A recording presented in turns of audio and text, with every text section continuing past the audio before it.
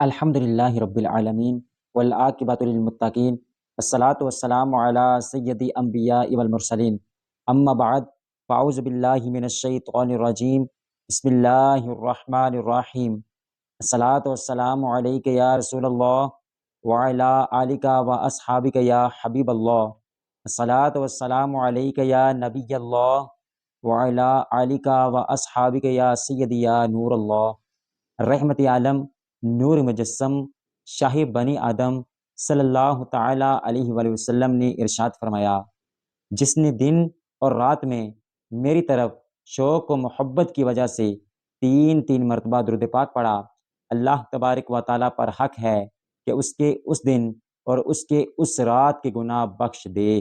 صلو علی الحبیب صلی اللہ تعالیٰ علی محمد صلی اللہ تعالیٰ علیہ وآلہ وسلم۔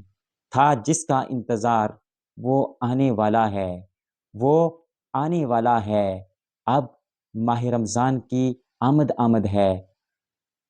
حضرت امیر المؤمنین حضرت عمر فاروق رضی اللہ تعالی عنہ فرماتے ہیں کہ اس مہینے کو خوش آمدید جو ہمیں پاک کرنے والا ہے۔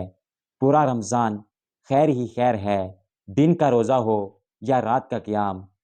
اللہ تبارک و تعالیٰ کی بارگاہ میں خرچ کرنا جہاد میں خرچ کرنے کا درجہ رکھتا ہے۔ حضرت سیدنا عبداللہ بن عباس رضی اللہ تعالی عنہ فرماتے ہیں کہ رحمت عالم نور مجسم شاہ بنی آدم صلی اللہ تعالی علیہ وآلہ وسلم نے ارشاد فرمایا، جب رمضان المبارک کی پہلی رات آتی ہے تو عرش عظیم کے نیچے سے مصرع نامی ہوا چلتی ہے جو جنت کے درختوں کے پتوں کو ہلاتی ہے۔ اس ہوا کے چلنے سے ایسی دلکش آواز پیدا ہوتی ہے کہ اس سے بہتر آواز آج تک کسی نے نہیں سنی۔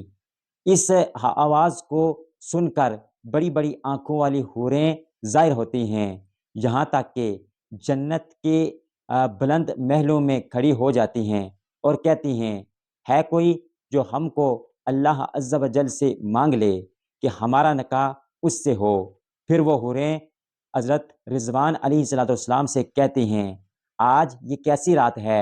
حضرت رضوان علیہ الصلوۃ والسلام جواباً لبیک کہتے ہیں، پھر کہتے ہیں، یہ ماہ رمضان کی پہلی رات ہے، جنت کے دروازے امت محمدیہ صلی اللہ تعالیٰ علیہ وآلہ وسلم کے روزے داروں کے لیے کھول دیے جاتے ہیں۔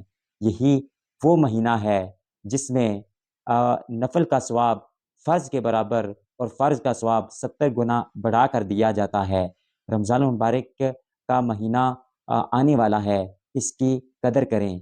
اللہ تبارک و تعالی ہمارا حامی و ناصر ہو۔ اللہ حافظ۔